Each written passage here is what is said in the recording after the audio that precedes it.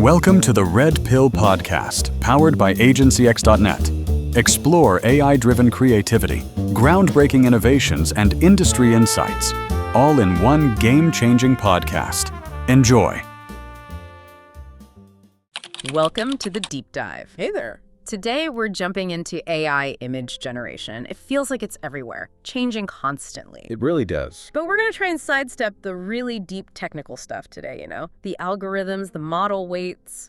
Right, because there's this other huge aspect, isn't there? One source we looked at calls it the elephant in the room. Exactly. It's about whether these images actually mean anything to us. Do they connect? Do they, resonate? That's the core question. And our whole deep dive today revolves around this one article that you, the listener, sent us. It's from Websterix, called The Elephant in the Room, published May 7, 2025. And it really focuses on what makes an AI image genuinely impactful, not just, photorealistic. Yeah, moving beyond just, wow, that looks real.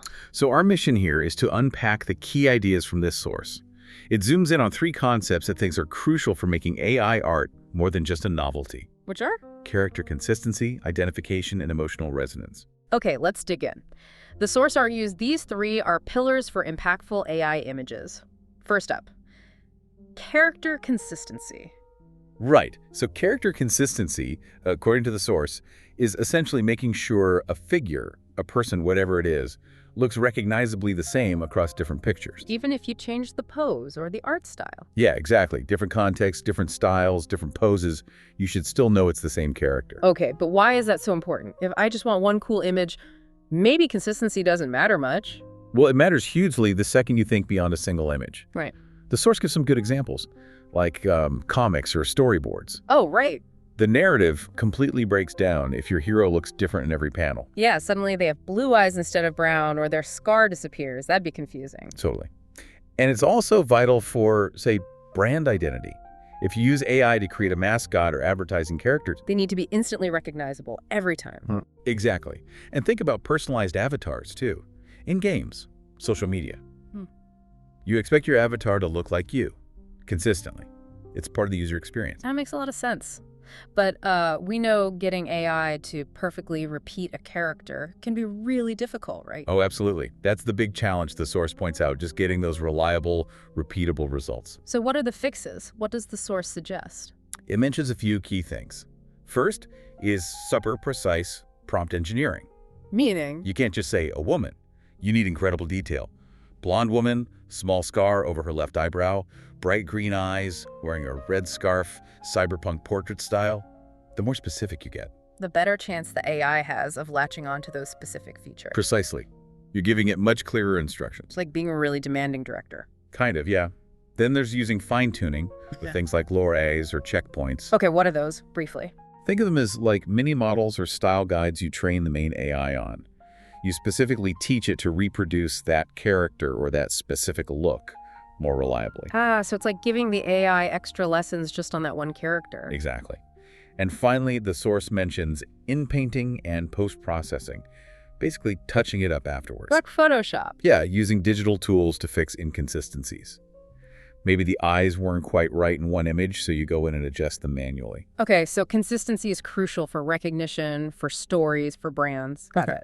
What's the second pillar the source brings up? The second one is identification. Identification, meaning? This is about the image creating a personal connection with the viewer.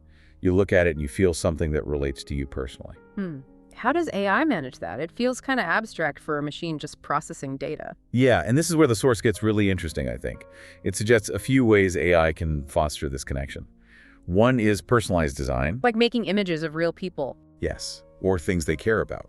Generating fantasy portraits based on family photos, or creating avatars that look like you. Okay. Like those apps that turn your selfie into a stylized painting or a sci-fi warrior. Exactly like that. The connection comes because it's based on you or something directly relevant to you. Another way is using cultural and emotional cues. What does that mean? Using symbols or scenes that tap into shared human experiences, images that evoke feelings of home or loss or maybe triumph, things we universally kind of understand. Using that common visual language we all share. Right. And the third aspect here is interactive generation. When you, the user, get to influence the output, How so? Maybe you feed it prompts about yourself, like generate me as a pirate captain on a stormy sea, or you provide a sketch or an input image. That sense of co-creation builds a connection. It feels more like yours. Exactly. You have ownership. Did the source give specific examples of this identification thing? It did. It mentioned those AI avatars, like from apps such as Lensa, becoming super popular precisely because people identify strongly with these often idealized versions of themselves. Right, I've seen those everywhere. And it also talked about emotionally charged scenes. An image showing, say, a single small figure standing against a huge, overwhelming landscape. Yeah. Or maybe a hero battling a monster. These tap into feelings like resilience or struggle or empowerment, things a viewer might connect with personally. Makes sense. It pulls you in emotionally. So consistency for recognition, identification for connection. What's the third pillar? The third one is emotional resonance.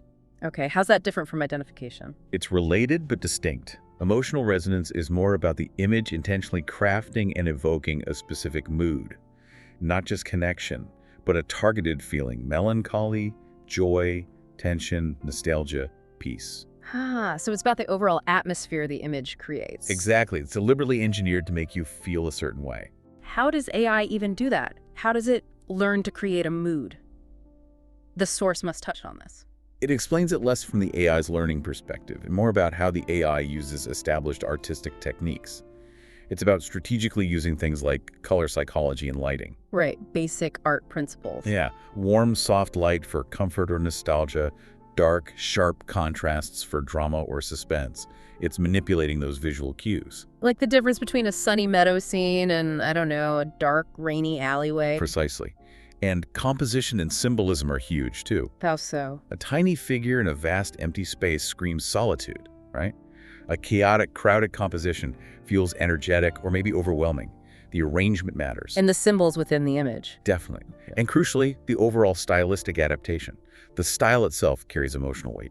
You mean like oil painting versus pixel art? Exactly. A classical portrait feels different from a neon-drenched cyberpunk scene, which feels different from a whimsical cartoon. The style choice immediately sets a tone. So the style isn't just window dressing, it's part of the emotional message. Absolutely. What are the main uses for this kind of deliberate mood setting, according to the source? Well, obviously art and illustration. Generating pieces designed to evoke peaceful solitude or epic tension, Sure. but also, very significantly, marketing and advertising. Okay. Makes sense. Images there are often built specifically to trigger an immediate emotional reaction. Happiness for a vacation ad, trust for a financial product, maybe nostalgia for a retro brand. Emotion is powerful in marketing. So let's tie this all together. The source is basically saying that for AI images to really matter, to be truly impactful, they need more than just realism. They need these three elements working together. That's the core argument, yes. It synthesizes it by saying, to move beyond just looking technically good, AI images need consistency for recognition and narrative, they need to enable identification for that personal connection, and they need emotional resonance to set a mood and leave a lasting impression. It's not enough for it to just look like a photo. Not if you want it to have real impact, no. So what's the big takeaway here for the future of AI image generation? Where is this heading? The source argues it's shifting. It's going from just being a neat tool for making quick graphics to becoming a genuinely powerful medium for storytelling, for art, for communication, for marketing. Yeah. The key conclusion is that the future isn't just about making realistic images. It's about making meaningful images. Meaningful images. I like that. That really changes how you think about it. It does. Okay, so quick recap of this deep dive based on the Websterix article.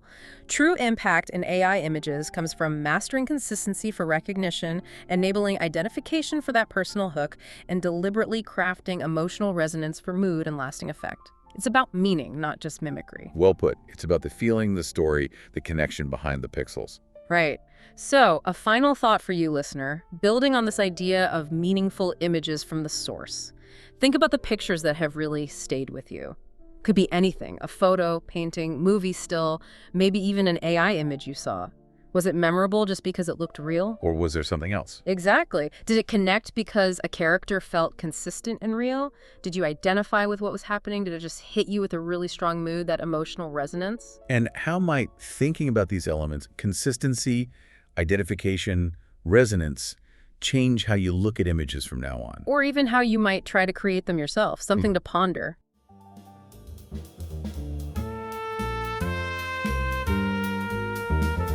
That's a wrap for this episode of the Red Pill Podcast. If you enjoyed diving deep into the future of AI and media, make sure to follow and subscribe so you never miss an episode. Stay tuned. Bigger insights, bolder ideas, and game-changing discussions are coming your way. Sponsored by AgencyX.net.